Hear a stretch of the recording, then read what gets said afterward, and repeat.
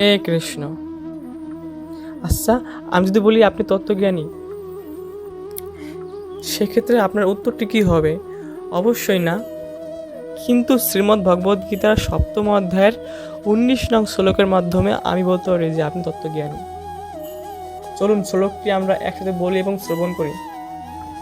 বহুনাম জন্মনামন্তে জ্ঞানবান মাম প্রপদ্যতে বাসুদেবম সর্বমিতি স মহাত্মা সুদুর্লভ।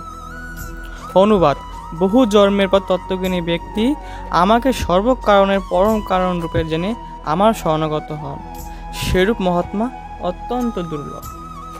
এই শ্লোকটির তাৎপর্য হচ্ছে এরকম: আমরা যারা বিশ্বাস করি যে কৃষ্ণই হচ্ছেন পরমেশ্বর ভগবান, তারা অবশ্যই এই শ্লোকটির সাপেক্ষে তত্ত্বজ্ঞানী। ৮৪ লক্ষ জনি ভ্রমণ করার পর আমরা এই মনুষ্য জন্মটি পাই এবং এরকম বহু মনুষ্য জন্মের পর আমরা জানতে পারি যে কৃষ্ণই হচ্ছেন পরমেশ্বর ভগবান। তাই আপনি যেহেতু জানেন যে কৃষ্ণই হচ্ছেন পরমেশ্বর ভগবান, তাই আপনি তত্ত্বজ্ঞানী।